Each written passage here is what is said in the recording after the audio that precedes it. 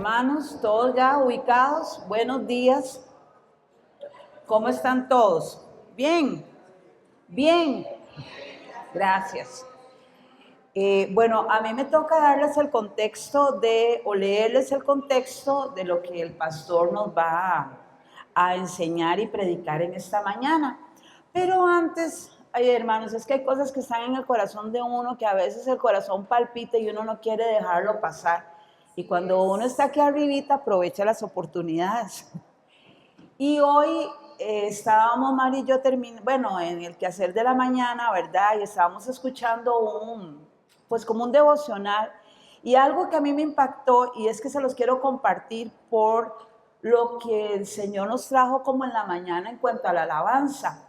Decía que, si bien es cierto, el cristiano sabe que algún día va a estar delante de la presencia del Señor, no es el anhelo de la iglesia en este momento. Porque dice que las personas caminamos y que repetimos las cosas, repetimos la palabra y todo, pero no hay una conciencia en nuestro corazón de que hoy yo puedo estar delante de la presencia del Señor. Entonces, a mí eso me llegó tanto porque la señora que nos explicaba, que compartía el devocional, decía que esa sea su oración este día. Que este día su oración sea que cada día usted se levante con esa conciencia. Hoy yo puedo estar cara a cara con el Señor. Porque la palabra dice que nosotros deberíamos de vivir como si fuera nuestro último día. Y entonces yo quería compartírselos porque eso estaba, cuando mami compartió, yo quería compartir también eso, pero yo dije, ahora lo voy a compartir. De verdad, hermano, que eso sea una conciencia en nuestro corazón, de que día a día yo me pueda levantar. Yo decía, sí, Señor, no en el quehacer de que corro, que tengo que hacer, no, que yo hoy me pueda levantar y que pueda decir, hoy yo puedo estar cara a cara delante del Señor. Y es realmente vivir nuestra vida como si fuera el último día. Y eso les quería compartir antes de darles el contexto. Amén. Bueno, gracias hermanos por escucharnos. Bueno, hoy el contexto dice que la entrada triunfal lo esperaban como rey, pero entró como juez. Entonces estamos viendo el camino al Gólgota. ¿Se acuerdan, hermanos? Eso es lo que estamos viendo. Y hoy vamos a hablar de eso, dice. En la semana de la pasión, vemos cómo la llegada de Jesús a Jerusalén toma un giro inesperado. El lunes, la ciudad lo recibe como rey. La gente extiende sus mantos por el camino y agitan ramas de palma proclamando, Hosana, bendito el que viene en el nombre del Señor. Esto lo encontramos en Marcos 11:9. En Marcos 11:9, tal vez podemos ir un momentito, dice, y los que iban delante y los que venían detrás daban voces diciendo, Hosana, bendito el que viene en el nombre del Señor. Sabemos que Hosana es una parte también como de exclamación, como de júbilo, pero también habla de que Dios nos salve. Es más o menos lo que significa la palabra Hosana. Entonces él entró como un, ¿qué dice aquí? Como un rey. Parece el inicio de un reinado glorioso. Sin embargo, al día siguiente, en lugar de bendecir la ciudad, Jesús se enfrenta a la corrupción del templo, echando fuera a los mercaderes y declarando. Vamos a ir a Marcos rapidito, 11:17. Tal vez alguien me lo quiera leer rapidito, si lo tiene. Ya yo lo tengo, pero... Ajá.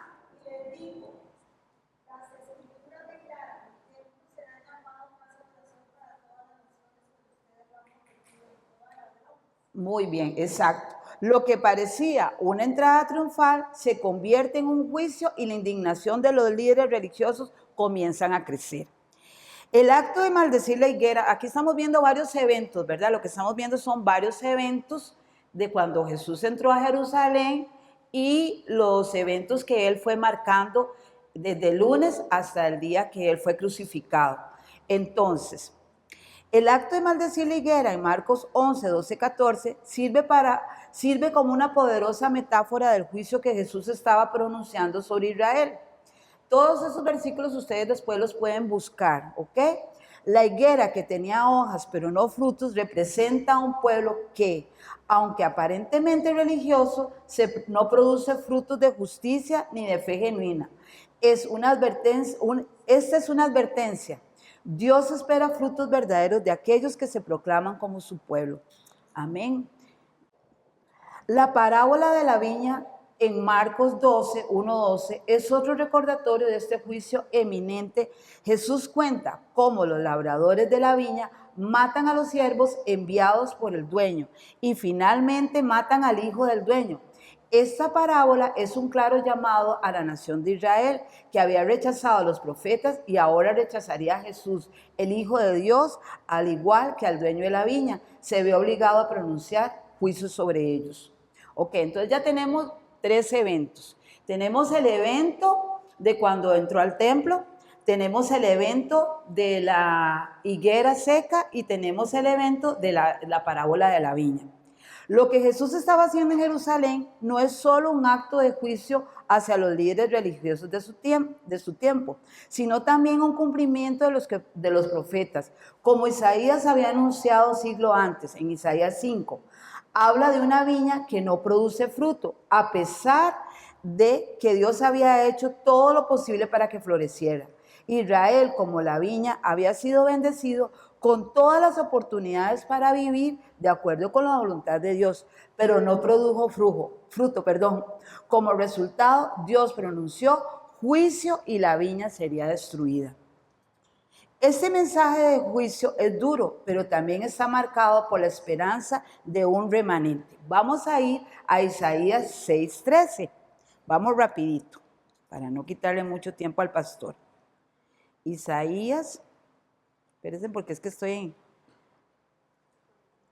con la... Ok.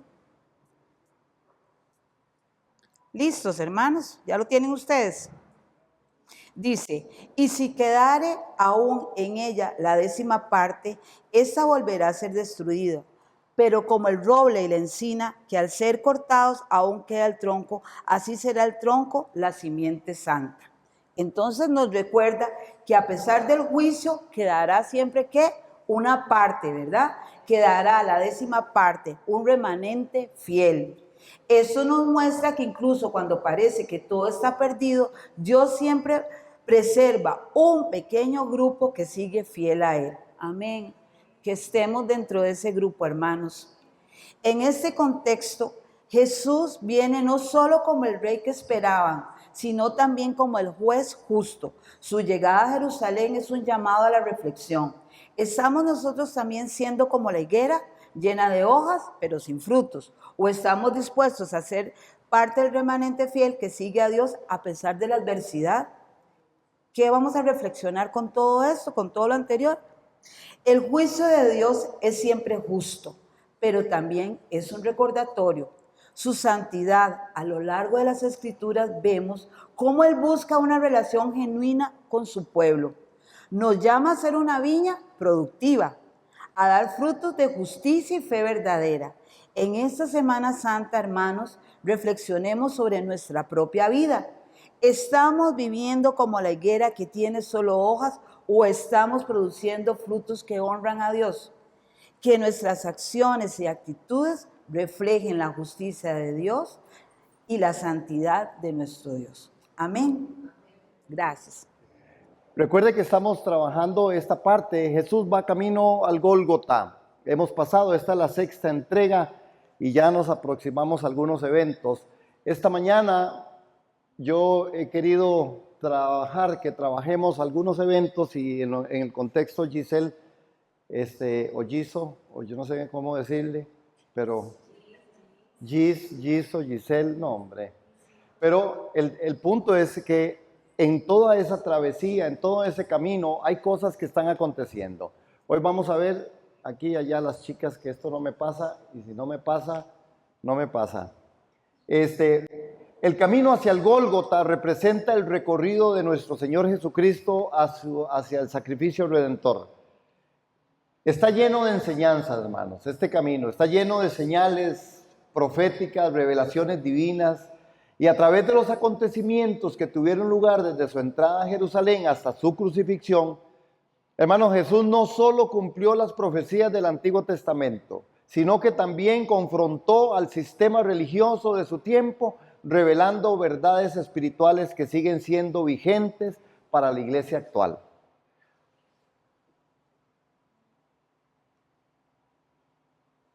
En la iglesia actual, y cuando hablamos de la iglesia actual, yo creo que hay verdades espirituales que siguen siendo vigentes para nosotros. Y en medio de todo esto hay que prestar muchísima atención a lo que el Espíritu Santo de Dios quiere.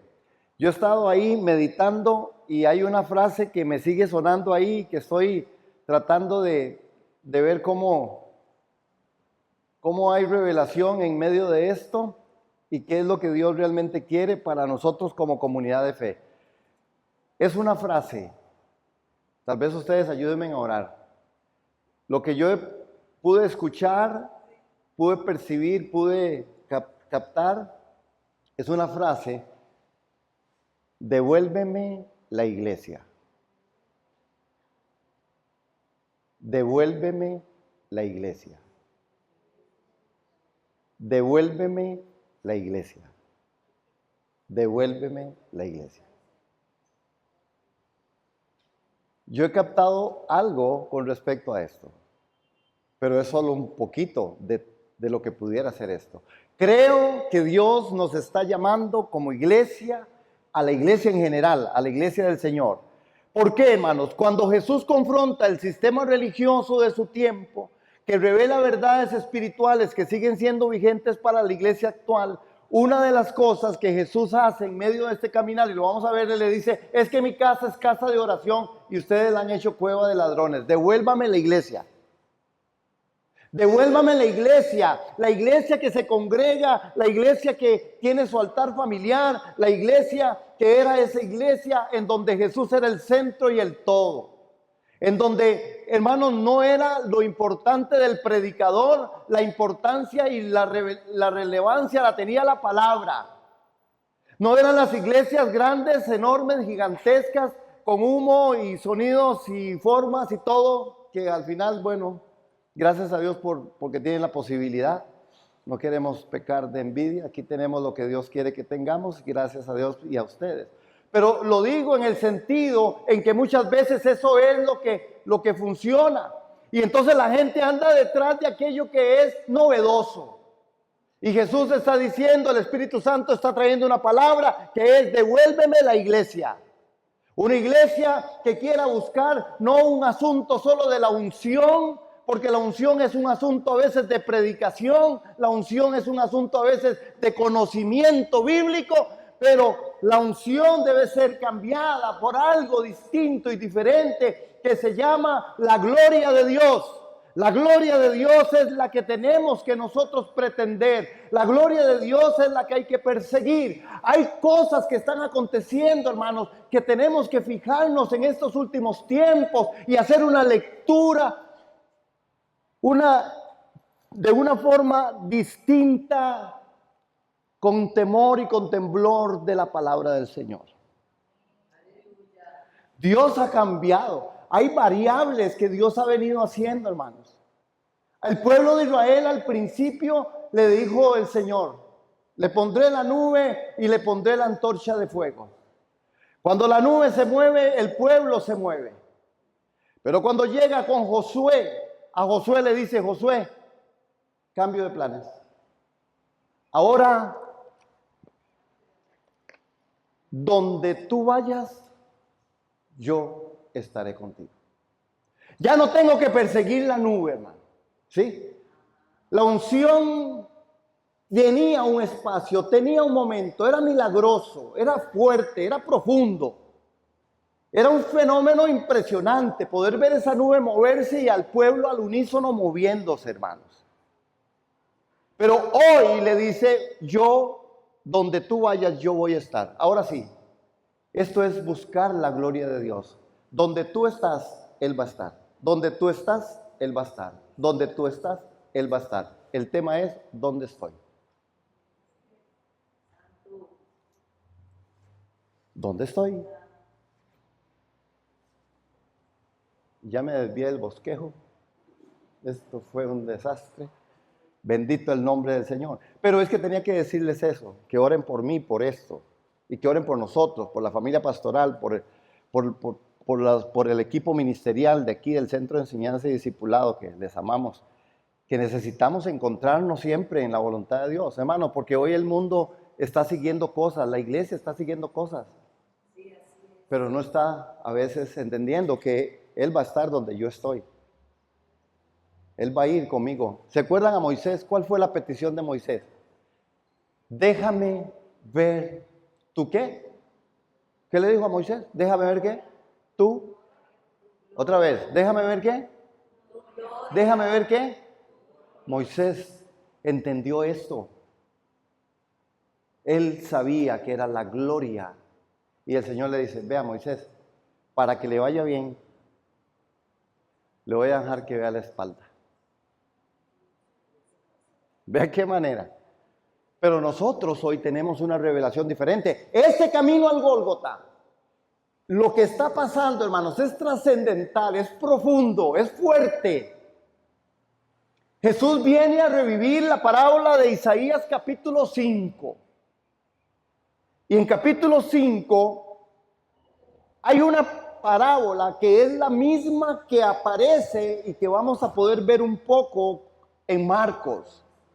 Y entonces, cuando en Isaías, el Dios Padre, en capítulo 5 le dice, y vean qué hermoso, solo voy a contarles eso, cantaré ahora a mi amado, el canto de mi amado acerca de su viña. Mi bien amado tenía una viña en una fértil colina, la cavó por todas partes, quitó sus piedras, la plantó de vides escogidas, edificó una torre en medio de ella y también excavó de ella un lagar. Esperaba que produjera uvas, pero solo produjo uvas silvestres. El amado es Jesús. Jesús es conocido por el Padre como su amado. Él es el amado del Padre y le cantó en capítulo 5. Y le cantó en Isaías y le canta a su amado. Dice, esta es la canción de mi amado para advertirle con respecto a lo que está pasando con su viña, que la cuida, que la planta, que pone una torre de vigía y que al final de la jornada, en vez de dar frutos, inmediatamente lo que hace es dar frutos silvestre, ácido, no sirve. Y aquí es donde nosotros como iglesia necesitamos ya reflexionar. Allá en Apocalipsis que dice, por sus frutos los conoceréis. Ay, hermanos, hay una sentencia. Ellos creían que Él venía como rey, pero no, venía como juez. El pueblo de Israel pensaba que ellos eran sus hijos. Y Jesús les dijo, no, ustedes son hijos del diablo. Porque vuestro padre es el diablo. Porque ustedes son mentirosos y hacen lo que él dice. Ustedes le hacen más caso a él que a mí. Muy feo. Hermanos, ese lunes, la entrada triunfal a Jerusalén, los estudiosos dicen que aunque tradicionalmente se considera que Jesús entró a Jerusalén un domingo, los relatos bíblicos y el contexto histórico sugieren que la entrada ocurrió el lunes. Marcos capítulo 11, verso 15, lo que hace ver es que Jesús entra y va inmediatamente. Acompáñenme por favor a Marcos capítulo 11, verso 15, creo que 11:15 de Marcos, dice, llegaron a Jerusalén y entrando Jesús en el templo comenzó a echar fuera a los que vendían y compraban en el templo. Volcó las mesas de los que cambiaban el dinero y los asientos de los que vendían las palomas. Y no permitía que nadie transportara objeto alguno a través del templo. Miren a Jesús. La multitud lo recibió con palmas, alabanzas, reconociéndolo como el Hijo de David, el Mesías prometido. Sin embargo, aunque parecía que lo coronarían como rey, Jesús sabía que su destino no sería de gloria terrenal, sino de humillación y de sacrificio. Hermanos, la entrada a Jerusalén simboliza el contraste entre la expectativa humana y el propósito divino. Devuélvame a la iglesia. Yo estoy entendiendo hoy más que de lo que he pensado en todos estos días de esto. Yo creo que nosotros necesitamos salir un poquito del confort. Porque a veces el confort hace que yo viva la iglesia desde la forma en que yo quiero. Ahora resulta que el Espíritu Santo tiene que moverse de 10 a 12, porque a las 12 en punto ya no quedamos más. Pareciera que a veces el Espíritu Santo tiene que tomar algunas formas, porque hay formas en los que hacemos la parte del culto, y no es un problema hacer el culto, no es un problema la parte de cómo hacemos lo que hacemos. El asunto es cómo estoy yo con respecto a lo que yo creo que de Dios procede y cómo Dios quiere que yo actúe. Esta gente, hermanos, entrando a Jerusalén en estos relatos, y entonces le decían que era el rey, todo hacía saber, y Jesús no se creyó eso. Jesús decía, no, yo vengo a establecer justicia. El Señor llegó a nuestra vida para salvarnos, para que la justicia de Dios fuera en Cristo Jesús. El miércoles que compartíamos, había una palabra que se levantó durante toda la enseñanza y que creo que es preciso recordarla. Hermanos, realmente la justicia de Dios es algo que tiene que operar sobre la verdad, no sobre mi verdad. No sobre mi verdad. Yo no puedo usar la justicia para mi verdad. Yo debo usar la justicia de Dios para su gloria. La justicia de Dios es para su gloria. No para mí, no para mis verdades. Porque a veces nosotros somos buenísimos para hacer eso. Amén. Esta entrada triunfal de lunes hace que este evento que se registra, imagínense el templo, hermanos, ahí en el templo, no más que en el templo, esto da cabida al martes, que es donde hoy también tenemos que centrarnos. El martes está la maldición de la higuera y el asalto al templo. El martes es un giro radical en los eventos. Jesús viene, Jesús tiene hambre. El lunes sale del templo cuando echó a todos los cambistas y sale y se va a Betania, y dice que viene al día siguiente y ve una higuera muy llena de hojas, y dice que entonces va y resulta que no tenía fruto, y entonces dice que es maldecida esa higuera. Y la higuera, cuando vuelven ellos de regreso, Pedro le dice, Señor, la higuera que maldijiste está seca. Está seca. Ese es el poder. Ese es el poder de Jesús. Noten que en el relato, y no tenemos tiempo para entrar ahí a profundidad, pero otro día. Noten que Jesús primero, vean cómo el Espíritu Santo levanta algo. Uno, Jesús tiene hambre. Esto indica que era un ser humano, que era una persona, que era un hombre. Pero ese hombre es el que maldice a esa higuera, y la higuera se seca. Sí, estamos captando. Hermanos, él 100% hombre hace que todas las cosas sean de manera significativa, profundas y gloriosas, porque depende del Padre. Parte de lo que nosotros necesitamos hacer es entender que la palabra a nosotros nos ha puesto en autoridad, y que nosotros de verdad tenemos autoridad espiritual para poder hacer las cosas que Él quiere que nosotros hagamos para la gloria de su nombre. Él siendo hombre, aquella higuera esa higuera no se secó porque era Jesús. Esa higuera se seca porque hay una parte en donde Jesús pronuncia con respecto a eso como un hombre, porque no usó su divinidad. Fue 100% hombre, 100% Dios, pero no usó su divinidad para caminar y trascender en este siglo, en este mundo, sino que al final Él vivió como tal, tenía hambre. Jesús lloró. Jesús se enoja en el templo. Todas las características de un hombre. Entonces Jesús se enoja. Ya sé, la señora no quiere que uno se enoje. Sí, no, eso es una excusa.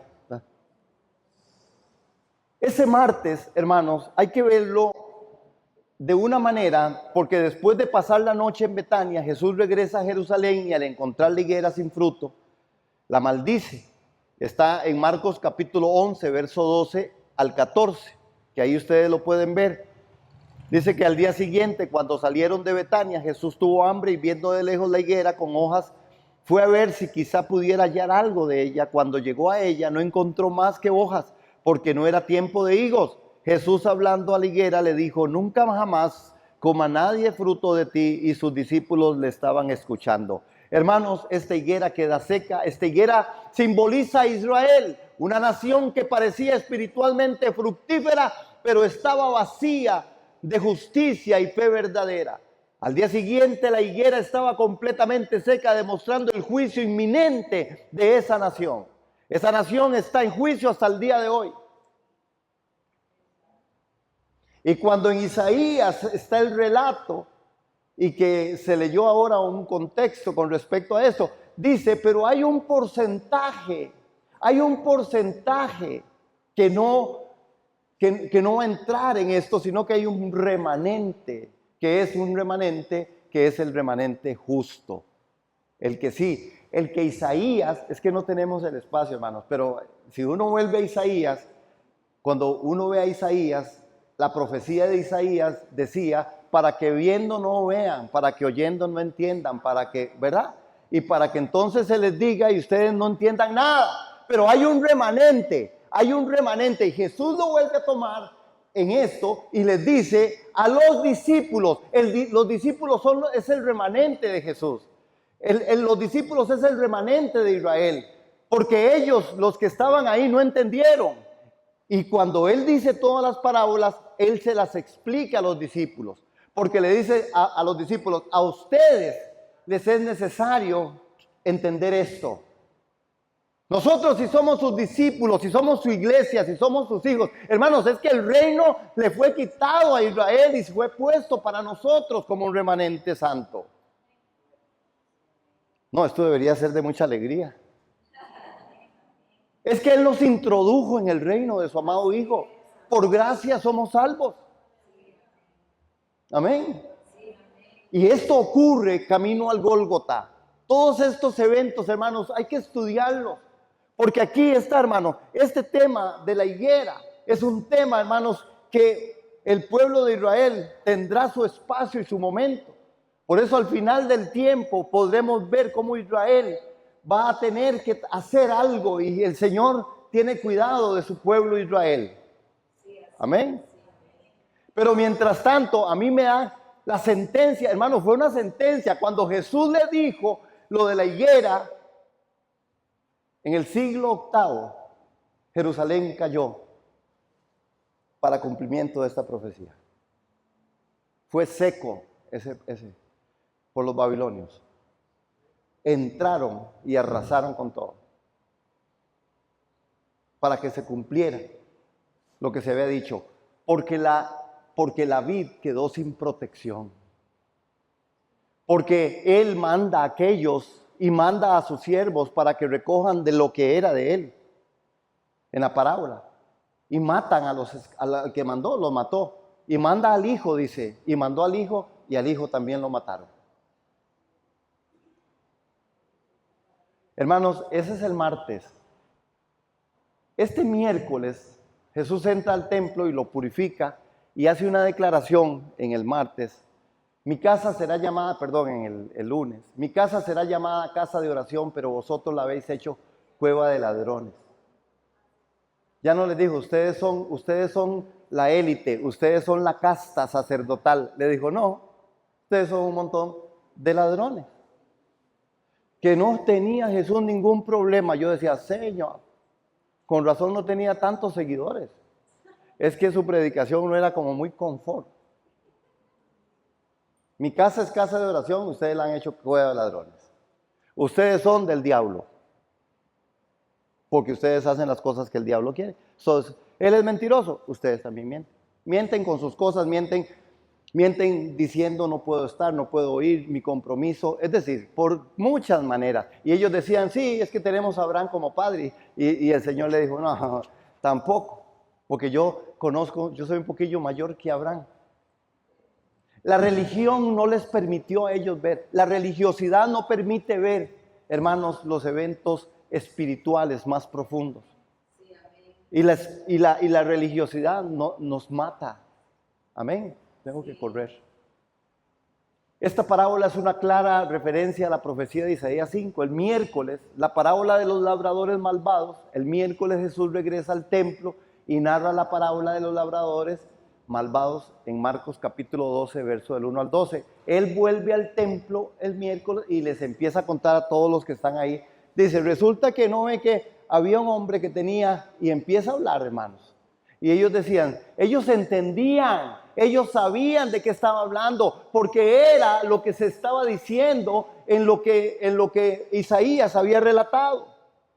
Vean el verso acá en el capítulo 2, el verso 1, por lo menos vamos a leer un par de versos. Entonces Jesús comenzó a hablarles en parábolas.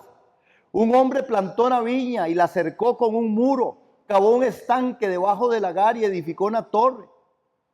La arrendó a labradores y se fue de viaje. Al tiempo de la vendimia envió a su siervo a los labradores para recibir lo que los labradores de su parte de los frutos de la viña. Pero ellos echándole manos lo golpearon y lo enviaron con las manos vacías. De nuevo les mandó otro siervo, y al que hirieron en la cabeza y lo trataron vergonzosamente, envió a otro y a este lo mataron. Y así muchos otros, golpeando a unos y matando a otros. Todavía quedaba uno, un hijo, el hijo amado. Y les envió este último diciendo, ¿respetarán a mi hijo? Pero aquellos labradores se dijeron entre sí, este es el heredero, vengan, matémoslo, y la heredad será nuestra. Echándole mano, lo mataron y lo arrojaron fuera de la viña. ¿Qué hará entonces el dueño de la viña? Vendrá y destruirá a los ladrones y dará la viña a otros. Ni aún está escrito, y les dice, ni aún esta escritura ustedes han leído. Estaban los escribas, los fariseos y todos los que estaban sirviendo en el templo. Les dice, ustedes no han leído esto, no han leído la Biblia. Si este es el versículo del día. No han leído el versículo del día, porque ahora sale solo un versiculito. La piedra que desecharon los constructores, esa piedra angular se ha convertido. Esa en piedra angular se ha convertido, lo que desecharon. Esto fue hecho de parte del Señor y es maravilloso a nuestros ojos. Hermanos, note cómo Jesús ahí en el templo lo purifica, declarándolo, mi casa es casa de oración. Y con estas palabras denuncia la corrupción y la falsa piedad de los líderes religiosos, provocando un odio creciente que culminaría en crucifixión. Por eso Pedro en su discurso, en su predicación dice, ¿verdad? En Hechos, ustedes mataron al Dios de gloria, al Hijo del Dios de la gloria. Ustedes, les dice. Hermanos, Jesús está ahí en el templo y les cuenta esta parábola, y para ellos era clarísimo. ¿Quiénes eran? Ellos eran los arrendatarios de la viña. Ellos se les dio a cuidar la viña. Era la casta sacerdotal, eran escribas y fariseos, y los que estaban en el templo, que era centro y control de todo lo que era en ese punto histórico, la religión, y todo lo que tenía que ver con Dios se movía desde ahí, y ellos fallaron. Y Él les dice, su religión no sirve. Y dice, y les voy a quitar la viña y se las voy a dar a otros. Sí, usted hermano, usted hermana que está aquí, usted es y yo soy los que nosotros somos estos que hoy estamos cuidando su viña. El jueves, hermanos, la revelación en el aposento alto, hermosa revelación, otra vez, no hay todo el tiempo para poder estar ahí. Recuerden que la parábola es clara referencia a la profecía de Isaías 5, donde la viña de Jehová de los ejércitos es identificada como la casa de Israel. La dureza de corazón del pueblo, hermanos, de los líderes lleva inevitablemente a la destrucción y al juicio divino. En el siglo VIII, ya les comenté, los babilonios lo destruyeron todo, no quedó nada ahí, hermanos. Hasta el día de hoy Israel sigue sufriendo esos embates de todas formas, de todas maneras y de todos los lados.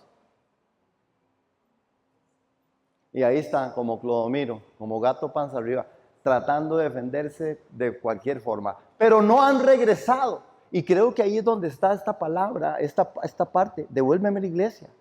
Jesús le estaba diciendo a ellos, denme la iglesia es mía.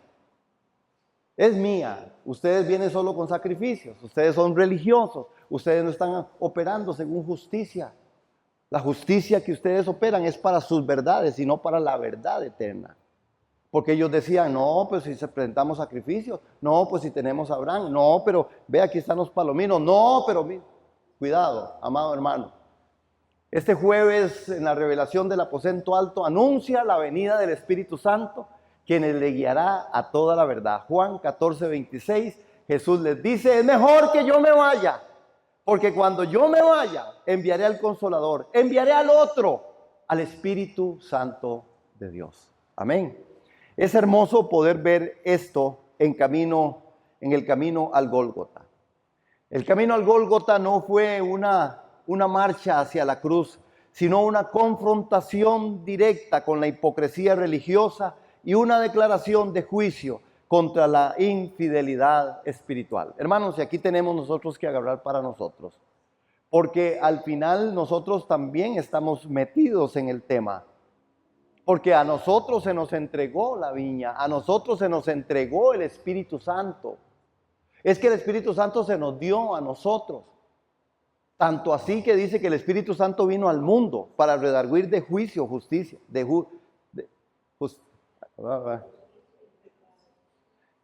Yo qué bueno. Vino al mundo y redarguir al mundo de justicia, juicio y pecado. A nosotros cargamos con el Espíritu Santo. ¿Cuántos dicen amén? Amén. ¿A dónde está? ¿A dónde va? ¿Dónde está el Espíritu Santo? Y creo que esa es una de las cosas que el Señor está diciendo. Devuélvame a la iglesia. Devuélvame aquellas cosas. Hermanos, nosotros tenemos que dar fruto. Y saben que en esta parábola cuando se maldice la higuera, ¿saben qué es lo que yo entiendo? Es más, hay una escena cuando Jesús viene, cuando va camino a Betania, esa higuera daba exactamente con el templo. Y cuando Jesús pronuncia esa maldición, ¿verdad? Porque ellos creían que era rey, pero era juez. Hermanos, no hay fruto en Israel. No hay fruto. No hay fruto porque la religión no trae fruto. La religión trae cosas, ¿verdad? La religión trae aspectos en los cuales no lleva ningún fruto para la gloria del Señor. Vamos a terminar en esta mañana con respecto a esto. ¿Dónde estoy? Se me fue ya, pero aquí está. El camino al Gólgota no fue solo una marcha hacia la cruz. Y yo quiero que leamos todos juntos eso, la segunda parte. Al contar 3, por favor. 1, 2, 3. Fue una confrontación directa con la hipocresía religiosa y una declaración de juicio contra la infidelidad espiritual. Yo creo que sí tenemos que salir hoy pensando nosotros en esto. Yo creo que está bien si nosotros nos queremos llevar esto en nuestro corazón. Y poder decir, Señor, de verdad, esa confrontación con la hipocresía religiosa y la declaración de juicio contra la infidelidad espiritual, ¿hasta dónde yo estoy haciendo lo que Dios quiere que yo haga? ¿Hasta dónde yo soy parte de este remanente? Que yo sí lo creo porque a nosotros en Cristo Jesús nos hizo aceptos en el amado. ¿En quién nos hizo aceptos? En el amado. ¿En quién nos hizo aceptos? Ahora el amado sí tiene una forma diferente de sonar. ¿Quién era el amado? ¿Quién era el amado? Jesús. ¿Y qué tenía el amado? ¿Qué tenía el amado? ¿No saben qué tenía el amado? Una viña. Yo soy parte de esa viña. Yo soy de Dios. Yo soy del Señor. Yo soy de eso. Yo tengo fruto y tengo que llevar fruto. Cuando Él venga, tengo que llevar fruto para su gloria. El fruto es para su gloria, no es para mi bienestar. Pero aquí es donde está el gran problema de la religión y de la religiosidad y de la iglesia. Porque a veces creemos que frutos son muchas personas, frutos son muchas cosas, frutos son muchos edificios, frutos son...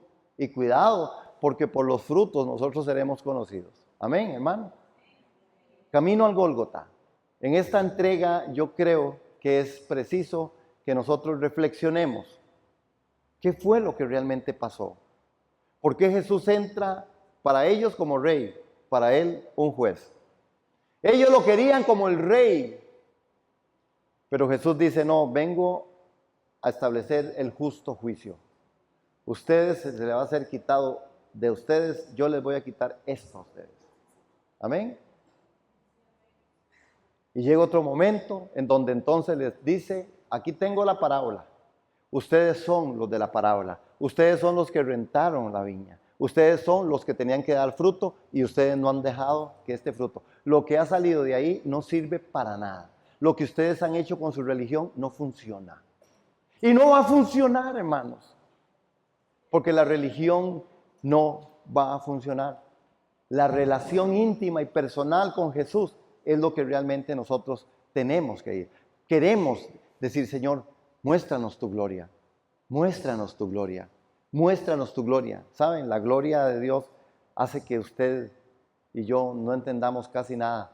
Pero yo creo que a veces tenemos que empezar a entender que es necesario que yo mengüe, dijo Juan, para que Él crezca. Es necesario que yo mengue. ¿Para qué?